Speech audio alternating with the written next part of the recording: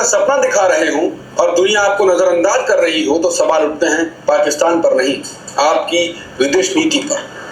SCO की बैठक में एक ऐसा संयुक्त बयान तैयार हुआ जिसमें बलूचिस्तान का जिक्र था, मगर पहलगाम जैसे भयानक आतंकी हमले का नामो निशान तक नहीं। इस पर भारत ने बार बार कहा कि पाकिस्तान की करतूत है जिसके लिए दुनिया को जागना चाहिए, लेकिन जब दुनिया जागी तो पहलगाम नहीं बलूचिस्तान याद रहा। भारत ने विरोध जताया, राजनाथ सिंह ने साइन करने से इनकार कर दिया, मगर सवाल ये है तो तुम लोग दुनिया से क्यों मदद मांग रहे हो? तुम लोग तो हर चीज में रिलीजन को छेड़ते हो। 33 कोटि से कब सवाल होगा उन उल्लू के पट्टों से कि ब्रिक्स से आइसोलेट हो जाओ, एससीओ से आइसोलेट हो जाओ, सही है, G7 से किक मार दी जाए, लेकिन आपका तो इनसे कोई वास्ता ही नहीं है। तो दुनिया है आपके, तो माशाल्लाह भगवान इतने 33 कोटि उल्लू के पट्टों को बुलाओ कि वो ये मामला हल करे। ये जो पहलगाम में जो 28 कुत्ते मरे थे या 26-27 जो भी थे, क्या अब भारत की बात दुनिया सुन भी रही है या नहीं सुन रही है? आखिर क्यों भारत की पीड़ा पर अंतर्राष्ट्रीय मंच खामोश है? क्या भारत बार बार कूटनीतिक तौर पर अकेला पड़ रहा है? और क्या अब वक्त आ गया है कि विदेश नीति को चाटुकारिता से निकालकर वास्तविकता से जोड़ने का? नमस्कार, मैं हूं अंकुर, आप देख रहे हैं सत्य हिंदी का खास कार्यक्रम बेबाक मुकेश। मुकेश जी, जो मैंने जिक्र किया, एससीओ की बैठक में पहलगाम का जिक्र ही नहीं, इसको कैसे देखते हैं? और बलूचिस्तान का जिक्र है। ये हमारी डिप्लोमेटिक फेलियर का एक और नमूना है। ये एक बार फिर से ये साबित करता है कि भारत कैसे अंतरराष्ट्रीय मंचों पर अलग थलग पड़ रहा है, अकेला पड़ रहा है। अब एससीओ की मीटिंग जो जिसमें डिफेंस मिनिस्टर्स की मीटिंग थी है, और जो एससीओ का चार्टर है उसमें स्पष्ट रूप से उल्लेख है कि राजनीतिक, आर्थिक और सुरक्षा संबंधी मुद्दों पर ये एकजुट होकर काम करेंगे, और जो सुरक्षा संबंधी मुद्दे हैं उनमें आतंकवाद भी शामिल है। अब आतंकवाद के मुद्दे पर भारत, जो पहलगाम की घटना हुई और जिसकी वजह से पाकिस्तान के साथ उसका एक युद्ध भी हुआ, उस घटना को वो इस ढंग से पेश नहीं कर पा रहा है विश्व बिरादरी के सामने, एससीओ के सामने भी, कि उसको नोटिस में लें, उस पर चिंता व्यक्त करें, उसको संयुक्त घोषणा में शामिल करें। ये क्यों नहीं हो पा रहा है?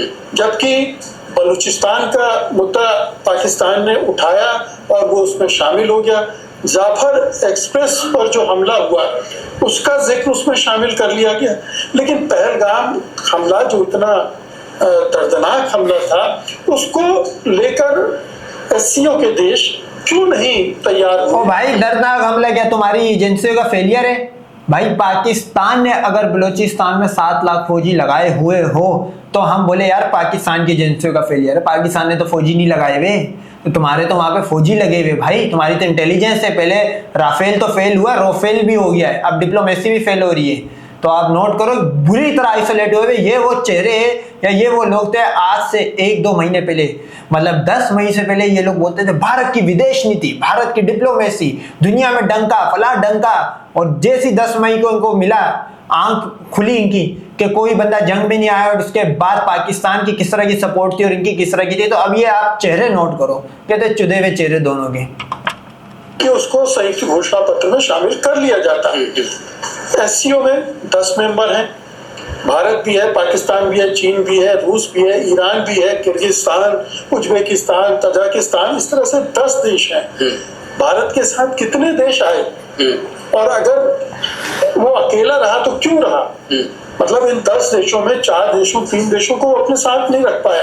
इसके अलावा डायलॉग ऑब्जर्वेटर भी है वहां 2, जिसमें से एक अफगानिस्तान है। अफगानिस्तान के साथ भारत अपना रिश्ता सुधार रहा है, वो भी, उसने भी कुछ नहीं कहा। इसके अलावा कुछ और इनवाइटी हैं, लगभग 8-9 इनवाइटी हैं, जिसमें नेपाल भी है, श्रीलंका भी है। मतलब इतने सारे देश हैं और किसी की तरफ से कोई चू नहीं हुई पहलगाम की घटना पर। नेपाल तो हिंदू था, नेपाल का तो हिंदू, ये तो नेपाल को उसकी औकात मालूम है। हिंदुओं को हिंदू की औकात मालूम होती है, वो कभी भी गंजे मामा से आगे नहीं दौड़ेगा नेपाल। उसको पता है कि पाकिस्तान क्या करेगा, उसके साथ ये सर भी नहीं उठा पाएगा। किसी ने और ने उसका जिक्र भी नहीं किया उस मंच पर, जो 2 या 3 दिन का ये सम्मेलन था, उसमें कहीं इसका जिक्र भी नहीं हुआ। तो ये क्या बताता है? या तो भारत सरकार जो पहलगाम को एक मुद्दा बनाना चाहती है अंतरराष्ट्रीय स्तर पर, उसको कन्विंस करने के लायक उसके पास सबूत नहीं है। वो ये नहीं बता पा रहा है कि ये सचमुच में क्रॉस बॉर्डर टेररिज्म का मामला था।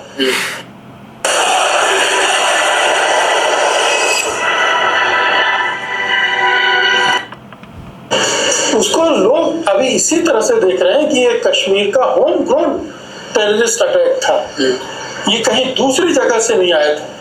तो जब तक आप लोगों को बताएंगे नहीं, आपने दुनिया भर में सर्वदलीय प्रतिनिधिमंडल भेजे, वो घूम घाम कर लौट कर आ गए, कहाँ गए, किनको कन्विंस? हाँ, वो तो गाने भेजा था। शशि थरूर प्रोल कौन था, वो तो गाने गए थे, गाने गा पी के खेल खुल के आ गए, 7 स्टार होटलों के मजे लेके आ गए, चूतिया बना के। जैसे इनके भगवानों ने इनको चूतिया बनाया है, वो भी आखिर है तो इन्हीं के बीच में पैदा हुआ, उनको पता है किस तरह बन जाते, वो भी इनको बना के। और SCO में इनको एक अलग थपेड़े पड़ी है। बोला अगर आपने नहीं भी साइन करना, ओके यू कैन गो, जाओ यहाँ से, दफा हो जाओ। क्या ये जो मुल्क थे SCO में जो साथ बैठकर इस पर बात कर रहे थे, उन देशों में भी गए थे हमारे शशि थरूर और दूसरे विद्वान सांसद? ENI ने कवर किया था, भारत में बताया जा रहा था कि पाकिस्तान को एक्सपोज करने का, और एक्सपोज कर रहे हैं, तो फिर उसका फायदा नतीजा तो ये दिख रहा है। और बिल्कुल, और ये भी ध्यान फिर समझो कि वो झूठ बोल रहे। तुम लोग को तो समझने में इतना टाइम लगता, मतलब 10 मई की रात को, सॉरी 8-9 मई को तुमने बोल दिया कराची फतह, ये फतह, और जब नहीं हुआ तो तुम्हें उसी दिन से यकीन करना छोड़ देना चाहिए था। तुम लोग अब तक उनसे उम्मीद लगा के बैठे हुए हो कि कहीं ये इस बात का नतीजा तो नहीं है कि भारत ने, जब SCO ने ईरान पर इजरायली हमले के विरोध में कड़ा बयान जारी किया था, तो उसमें भारत ने अपने आप को से अलग कर लिया था। तो जब किसी दूसरे देश पर हमला हो रहा होता है, तब आप अपने आप को अलग थलग कर लेते हैं, क्योंकि आप बैलेंस करने के चक्कर बहुत टेक्निकल बात करी है इस बाबे ने, बहुत सही बात करी में, तो दूसरे देश भी बैलेंस करने लगे फिर। तो ये भारत को समझना चाहिए, भारत के जो विदेश नीति निर्धारक लोग हैं, जो तय कर रहे हैं, प्रधानमंत्री, रक्षा मंत्री, विदेश मंत्री अजीत डोभाल, ये किस तरह की विदेश नीति बना रहे हैं, जिसमें इतने नजदीक की चीजें भी उन्हें दिखलाई पड़ रही है। थोड़े दिन पहले ही चाइना गए थे, उनसे विदेश मंत्री से मिले नहीं। बिल्कुल, ये आपने देख रहे हैं कि अंतरराष्ट्रीय स्तर पर तमाम जो बड़े मंच हैं, वहां पर आप अकेले पड़ रहे हैं। आपकी बात, आप संयुक्त राष्ट्र हो, सुरक्षा परिषद हो, कहीं आपकी सुनवाई नहीं हो रही। क्यों नहीं हो रही? ऐसा क्या हो गया पिछले कुछ सालों में कि आपकी बात सुनी ही नहीं जाती? सालों को नहीं, पिछले महीने ही बोल, क्योंकि 10 मई के बाद तुम्हें पता लगा तुम कहाँ थे। इससे पहले तो तुम लंड वक्तों को खुश कर रहे थे, डंका बज रहा, फला बज रहा, ढमकाना बज रहा है। पाकिस्तान ने आगे बजाया ना बॉर्डर पे, फिर तुम्हें पता लगा कि क्या बज रहा था। दरअसल भारत माता बज रही थी आसपास की कंट्रीज से और इंटरनेशनली। उस पर गौर ही नहीं किया जा रहा।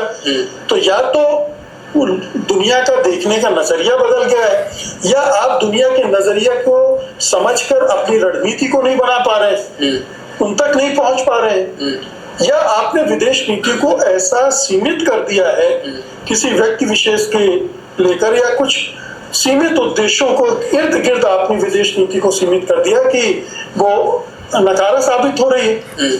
तो ये एक बड़ी चिंता का विषय है। ये देश के राजनाथ सिंह ने बहिष्कार कर दिया, हम साइन नहीं करेंगे वगैरह वगैरह, ये गोदी मीडिया की हेडलाइन तो बन सकती है। गोदी मीडिया इस पर कूद सकता है कि भारत ने ये कर दिया, राजनाथ ने ये कर दिया। बन रही है, बिल्कुल बन रही है, लेकिन असल बात क्या है, भारत को इससे हासिल क्या हुआ?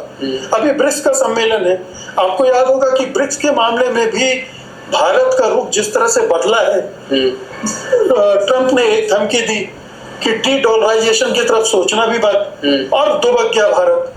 तो अब अगर ब्रिक्स की मीटिंग में अभी तो भारत तो एक रांड स्टेट है, रखेल स्टेट है, उसको तो जैसे चाहो वैसे यूज करो। रशिया यूज करता था, यूएस से यूज करता था, चाइना ने तो इसको यहाँ पे बिठाने की करीब नहीं बोला, 2 से तू खुला के आ रही है, अब हमारे पास क्या आ रही है। तो भारत माता तो कम्प्लीटली रिजेक्ट हो गई है, अब उम्र भी ज्यादा हो गई है, तो फिर अब भारत माता का यही हाल होना है।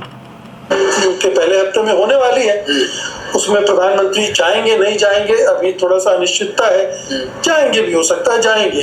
लेकिन दिक्कत ये है कि जाएंगे तो किस मुंह से जाएंगे कि ब्रिक्स के एजेंडे के साथ आप नहीं है। चीन, रूस सब चाहते हैं कि जो डॉलर का डोमिनेंस है कम किया जाए, उसको कम किया जाए, और आप कह रहे हैं कि हमको उससे कुछ लेना देना नहीं, फिर ब्रिक्स में आप क्यों बने हुए? तो ब्रिक्स में भी आप धीरे धीरे इसी तरह से हाशिए पर चले जाएंगे, आपको भी किनारे कर दिया जाएगा।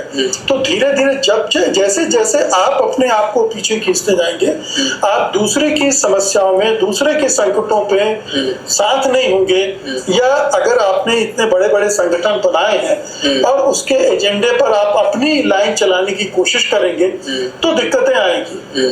तो हमारे रक्षा मंत्री को, रक्षा मंत्रालय को, विदेश मंत्रालय को एससीओ की बैठक में जाने से पहले ये तैयारी करनी चाहिए थी कि वहां का एजेंडा क्या होगा, हमारा एजेंडा क्या है, हमारा एजेंडा वहां पर एक्सेप्ट होगा कि नहीं होगा, उसको एक्सेप्ट करने के लिए क्या होमवर्क करना चाहिए। ये बताता है कि बिना होमवर्क के राजनाथ सिंह वहां पहुंच गए, उन्होंने बड़ा आक्रामक भाषण दे दिया पहलगाम के मामले में, लेकिन क्या ढाक के 3 पाल। जब से पहलगाम अटैक हुआ उसके बाद, जैसा कि आपने जिक्र भी किया कि भारत ने प्रतिनिधि मंडल विदेशों में भेजा, एक्सपोज करने की कोशिश भी की, लेकिन लगातार हर मामले में पाकिस्तान ऐसा लगता है कि लगा आगे होता, आगे हर मामले लोन मिलता है उसको, ट्रम्प भी उनके जनरल को बुलाते हैं, बैठाते हैं, चीन तो है ही उनके साथ, हर मामले में ऐसा लगता है पाकिस्तान जीत गया क्या। और ये सवाल भी लगता नहीं है भाई, भारत एससीओ को छोड़ दे, कुछ तो कदम उठाए, चुप क्यों है? कर दे, विदेश नीति आइसोलेट हो जाएगा खुद ही। ये शब्द बोलना नहीं चला कि थोड़ी दम तो दिखाओ। एससीओ छोड़ देंगे तो किसका नुकसान होगा? कुछ तो करें। नुकसान देखिए, ये लॉजिक तो बनता है कि अब अगर संगठन में आपकी कोई सुनवाई नहीं तो आपके रहने का क्या मतलब है। लेकिन इसका दूसरा मतलब ये है कि आप अपने आप को और आइसोलेट कर लीजिए। ब्रिक्स में आपकी नहीं सुना जाएगी, आप ब्रिक्स से बाहर हो जाइए, फिर रह कहाँ जाएंगे आप? ये समझने की बात है। ठीक है, एससीओ में चीन का दबदबा है और चीन पाकिस्तान का आपको खुशामदीद धमाकेदार ऑफर आ गई शायद, धमाका कर बाहर अब तैयार, तो वो अपने ताकत का इस्तेमाल कर रहा है, लेकिन आप डिप्लोमेसी का इस्तेमाल क्यों नहीं कर पा रहे? आप इतने बड़े देश हैं, आपकी इतनी बड़ी अर्थव्यवस्था है, चीन को भी आपकी जरूरत है। ऐसा नहीं कि हमें चीन की जरूरत है, चीन को भी हमारी जरूरत है। तो हम क्यों नहीं इन चीजों में अपनी जो ताकत का है वो ताकत का इस्तेमाल समझदारी के साथ कर पा रहे हैं? तो समस्या यहाँ आ रही है। ये चीन की आबादी 80 किलो राशन पे पलने वाली नहीं है। तुम भिखारी हो, तुम डिपेंड करते हो, तुम एक फकीर कौम हो, तुम्हारे 85 करोड़ लोग 5 किलो राशन पे जीते हैं, और तुम लोगों का जो लिविंग स्टैंडर्ड है वो युगांडा से भी गिरा हुआ है। तो तुम्हारी औकात ये है। हमारे पास कोई इस तरह का सोच नहीं है। एक जो विदेश नीति का पूरा एक विजन होना चाहिए वो गायब हो गया है। मोदी का कमजोर विजन, जैसे कि आपने कहा कि एक विजन होना चाहिए, और अभी तो हमने ईरान का एग्जांपल देखा ना, उसने अमेरिका की पहले सुनी ना इजराइल की सुनी, सीधे अटैक किया। और आप पहले से दब्बू बन के बैठ जाते हैं। एक कोई वो लाइन है कि क्षमा सोबती उस भोजन को जिसके पास गरल हो, आप क्षमा ही क्षमा करे जा रहे हैं। तो क्षमा कहाँ किए जा रहे हैं? आप ऐसा लगता है आप डिफेंसिव है। हाँ, डिफेंसिव है। ट्रंप ने आपको कहा और तुरंत आप युद्ध विराम पर, हालांकि मान नहीं रहे आपकी ट्रंप के कहने पर आपने युद्ध विराम किया, लेकिन वो तो 17वीं 18वीं बार कह चुका है कि मैंने युद्ध विराम करवाया। तो उसने युद्ध विराम कराया और आपने अपना एजेंडे को समेट के रख लिया। उससे आपकी छवि तो नहीं बनी ना, आपको एक कमजोर देश के तौर पे देखा जाने लगा। बिल्कुल आखिरी सवाल है, इसके साथ कार्यक्रम को खत्म भी करेंगे कि इस विदेश नीति से अब शुरुआत से महीनों से हम ये कह रहे हैं कि विदेश नीति फिर फ्लॉप, ऐसी कोई खबर ही नहीं आती जहां पर हम कह पाए कि यहाँ पर सरकार ने हमारा कर दिया। और सरकार भी क्या, विदेश नीति में एक भारत होता है कि भारत ने ये कर दिया। तो जिस हिसाब से ये चला रहे हैं वहां पर हम कहां तक जा रहे हैं? हमारे साथ दुनिया खड़ी होती थी, हमारे साथ एक मुल्क नहीं खड़ा होता, तुम नरक में जा रहे हो, नीचे चले जाएंगे बिल्कुल। अब ये तो डिपेंड करेगा कि देखिए, मैं तो विदेश नीति का विशेषज्ञ नहीं हूँ, ठीक है, हम तो जो देख रहे हैं उसको विश्लेषण कर रहे हैं। ये सोचना चाहिए सरकार को, विदेश मंत्रालय को, विदेश मंत्री को चिंता करनी चाहिए, अपोजिशन के साथ बातचीत करनी चाहिए, विशेषज्ञों की मदद लेनी चाहिए और उसको रिकैलिब्रेट करना चाहिए कि आगे के लिए हम इस तरह के गच्चे ना खाएं। हम वो पुरानी जो विदेश नीति थी उसमें ऐसी क्या बातें थी जिसकी वजह से हमारा अंतर्राष्ट्रीय मंच पर एक रुतबा होता था। अब यह पीछे फिर मुंह में लेना, थूक के चाटने वाला ये हिंदू कौम में एक अंसर मौजूद है। पहले ये पिछले 10 साल बोलते रहे पिछली विदेश नीतियां खराब थी, फॉरेन पॉलिसियां खराब थी। अब ये बोल रहे कि पिछली अच्छी थी, ये खराब है। इनका कुछ भी, ये कौम ही ऐसी है, टूट-फूट का। हमने वो रुतबा कैसे गंवाया, क्यों खोया? तो अगर आप उससे कुछ क्लू ले लें, कुछ सीख ले लें, सबक ले लें, तो मुझे लगता है कि रास्ता निकल सकता है। बिल्कुल। और एक मजबूत राष्ट्र के तौर पर तो आपको खड़ा होना पड़ेगा। विदेश नीति पर हम